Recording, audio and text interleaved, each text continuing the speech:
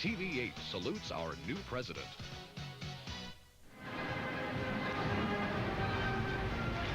You're looking at Pennsylvania Avenue to the nation's capital there. We're awaiting the departure from the White House of President and Mrs. Reagan, President-elect Mrs. Bush, and Vice President-elect and Mrs. Dan Quayle. They'll be going to the nation's capital. We're in about an hour and 10 minutes. George Herbert Walker Bush will become the 41st President of the United States.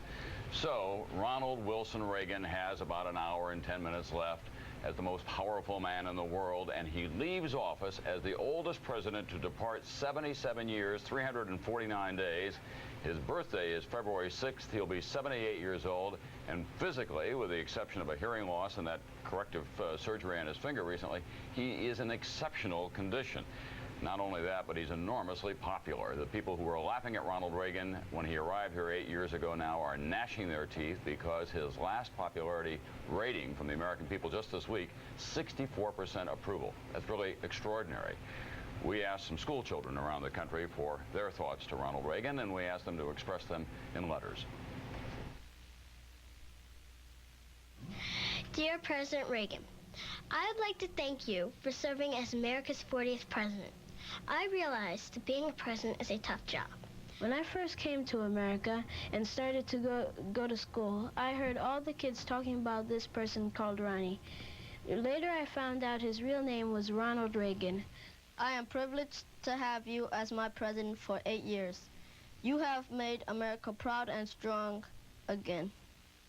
My mother told me that people didn't always feel that way about this country. When she was in college, the students protested against the war in Vietnam, burned our flag, and thought this country wasn't a good place to be. As the president, I think you did a great job. I hope your future years are good. Maybe you would like to become a fisherman or a swimmer now that you're retired. Are you going back to acting? Everyone will miss you very much. Even though I'm a Democrat, I will miss you very much also. Your friend, Sarah Fleming. Dear President Reagan, thank you for Thank you for talking to the President of Russia. Don't eat too much jelly beans. I hope you have a good retirement.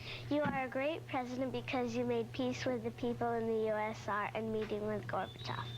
I bet you are the best horseback rider. Dear President Reagan, thank you for take care of... I have a few questions to ask you and some things to tell you about while you were president. My cat had 4 kittens, my friend took 3 of them, and so there is 1 left. My mom keeps telling me to find someone who will take the 4th kitten. I was wondering if you might want the kitten. Here's looking at you, Ronnie. During your retirement, you should go to parks and just relax. I think you were a good president because you are nice. You appointed the first woman to the U.S. Supreme Court. That will always help me if I want to run for a position or if I wanted to be on the Supreme Court. That also proves to me that you think women should have equal rights.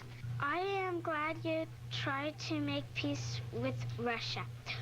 I wish you had helped support a little bit more. I hope you have a good time retiring. Whatever you do, relax, eat jelly beans, live in California. I'll always remember you as the first president I ever knew. Dear President Reagan, thank you for taking care of this world. I hope you enjoy riding horses. Love, Lolly, and my pet. Wasn't Art Linkletter who pointed out first that kids say the darndest things, right? As you noted, he leaves perhaps our most popular 2-term president, but you were just noting that there are a lot of folks who say, yeah, it was wonderful, but it's time. People who are very close to him, in fact, have been a little concerned about how much attention he's been able to pay to details in the last several months or so. But he's about to walk through the White House door for the last time as President of the United States.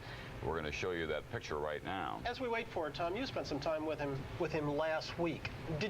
Could you tell there was fatigue? Well, he was up for the interview because we were talking about his life, and that was something that very much interested him in days in Dixon, Illinois, and in Hollywood and so on.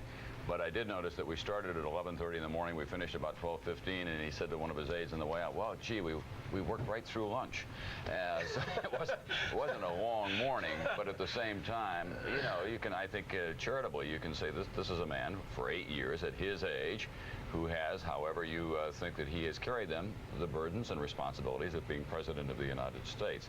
But the Reagan era now is over, and as I say, many of his people who are closest to him and love him very much politically and personally think that it's time now for him to go on. For the last year or so, he has not been as concentrated on the job as we may like a president to be, I guess is the best way of putting it. We're continuing to look at the north entrance of the White House, the open door there from where, well, even at this moment, the principals involved will be emerging.